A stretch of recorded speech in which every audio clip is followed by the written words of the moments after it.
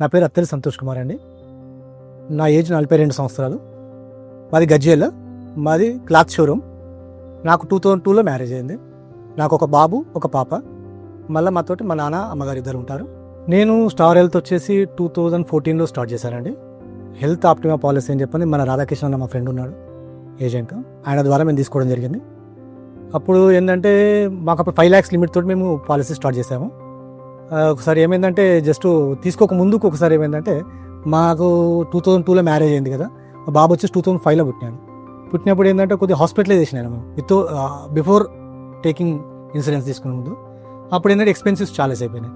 అప్పుడు ఇట్లా సజెషన్ చేసిరామట, అయితే రాధాకృష్ణ అన్న ఇట్లా స్టార్ హెల్త్ నుంచి కొద్దిగా క్లెయిమ్ చేయడం వల్ల, స్టార్ హెల్త్ తీసుకోవడం వల్ల కొద్దిగా బెనిఫిట్స్ అయినాయి అని చెప్పంటే ఫోన్ చేస్తే తీసుకోవచ్చు అన్న ప్రాబ్లం లేదనేసరికి తీసుకోవడం జరిగింది.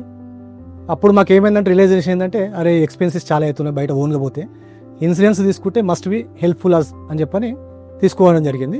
2014 నుంచి మొదలు పెడితే ఇప్పటి వరకు మాది కంటిన్యూ ఉంది స్టార్ హెల్త్లో. ఇంకా లాస్ట్ ఒక 4 years back, 3 years back I don't know, ఒకసారి నాకు స్టోన్ సర్జరీ కూడా అయింది. ల్యాప్రోస్కోపీ కార్పొరేట్ హాస్పిటల్లో అయింది. బాగానే ట్రీట్ చేశారు.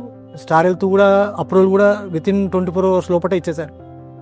మనకు ఏదైతే ఉందో ఇది ప్రీ అప్రూవల్ సర్జరీకి మనం ప్లాన్ చేస్తాం చూడండి, అప్పుడు 24 hours లోపట్నే మనకి ఇచ్చేశారు. హ్యాపీగా సర్జరీ చేశారు. 2 daysలో డిశ్చార్జ్ చేశారు. మళ్ళీ ఆఫ్టర్ క్లోజింగ్ బిల్స్ కూడా అన్ని వాళ్ళే క్లోజ్ చేసేసారు. ప్రీ పోస్ట్ బిల్స్ కూడా మళ్ళీ రియంబర్స్మెంట్ పెట్టుకోమన్నారు. Happy, no problem. Star health insurance పాలసీతో ఎంతమంది, ఎవరెవరు కవర్ అవుతారు? హెల్త్ ఆప్టిమా పాలసీలో మేము 4 members ఉన్నామండి. నేను, మా వైఫ్, మా బాబు, మా పాప, 4 ఉన్నామండి. మీరు ఇప్పటి వరకు ఎన్ని క్లెయిమ్స్ చేసుకున్నారు? క్లెయిమ్ అంటే 2 times చేశాము. లాస్ట్ 2 years బ్యాక్ మేము కరోనా వల్ల కూడా సఫర్ అయ్యాము. ఇది కరోనా తెలుసు కదా అందరికీ ఎంత ప్రాబ్లం చేసిందో. కరోనా వల్ల కూడా ప్రాబ్లం అయినప్పుడు కూడా మాకైతే హెల్ప్ఫుల్ అయింది. జనరల్గా ఏమైందంటే జస్ట్ మేము ఒకసారి జస్ట్ సైడ్ బ్యాక్ పెయిన్ వచ్చింది. లోకల్ హాస్పిటల్ చెప్తే ఏమన్నారంటే మేబీ కావచ్చు అని చెప్పి అన్నారు. అయితే మేము హాస్పిటల్కి వెళ్దామని చెప్పని హాస్పిటల్కి వెళ్ళాము. అక్కడ సార్ చూశారు, స్కాన్ చేశారు, స్టోన్ ఉందండి అన్నారు. స్టోన్ సర్జరీ చేయించుకోవాలి, ల్యాప్రోస్కోపిక్ చేయించుకోవాలి అని చెప్పి అన్నారు. మేము ప్లాన్ చేసాము. మేము మా ఫైల్స్ మొత్తం మా ఉంటాయి కదా, మా కార్డ్స్ అబౌట్ కూడా ఉంటాయి కదా స్టార్ హెల్త్కి సంబంధించినవి, అవి సబ్మిట్ చేసాము అక్కడ డెస్క్లో. మాకు వితిన్ మేబీ ఇంటికి వచ్చే వరకెల్లా మాకు 6 hours లోపల మాకు అప్రూవల్ వచ్చింది, ప్రీ అప్రూవల్ వచ్చేసింది. ఈ తర్వాత మనం ప్లాన్ చేసుకున్నాం సర్జరీ. వితిన్ 1 week లోపల సర్జరీ ప్లాన్ అన్నారు. ప్లాన్ చేసుకున్నాము. మళ్ళీ 2 days 3 daysలో సర్జరీ అయిపోయింది. ఇంటికి వచ్చేసాం. ఫైనల్ బిల్ సెటిల్ చేశారు. డిశ్చార్జ్ అయిపోయి ఇంటికి వచ్చేసాం. ఆరోగ్య బీమా పాలసీ ప్రాముఖ్యత ఏంటి? మీ అనుభవంలో చెప్పండి. అది మాకు ఆల్రెడీ మేము 2014 కాకముందుకే మా బాబుతోటి మేము సఫర్ అయ్యాం కదా హాస్పిటలైజ్డ్ వల్ల. అప్పుడే మాకు అనిపించింది ఏంటంటే ఖచ్చితంగా ప్రతి ఒక్క ఇంట్లో మ్యాక్సిమం ఇన్సూరెన్స్ అనేటువంటి మస్ట్ బి. ఖచ్చితంగా ఇన్సూరెన్స్ అనేటువంటిది ఏంటంటే ఇటువంటి క్రూషియల్ టైంలలో మనకు హెల్ప్ఫుల్ ఉంటుందని చెప్పని నా ఒపీనియన్. మీ క్లెయిమ్ ప్రాసెస్లో ఏజెంట్ మీకు ఎంతవరకు సహాయకారిగా ఉన్నాడు?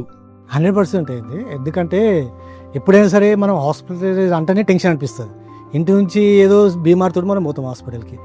ఏజెంట్ అనేటువంటి మీడియేటర్ అనుకుందాం, ఏదైనా అనుకుందాం. జస్ట్ ఏంటంటే ఫోన్ చేయగానే అన్న స్మైల్గా పోండి అన్న, ప్రాబ్లం లేదు, స్టార్ హెల్త్ ఉంది, చూసుకుంటుంది, అది మన క్లెయిమ్ చేస్తుంది, నీ కేపబిలిటీ నీ దాంట్లో ఉంది కూడా.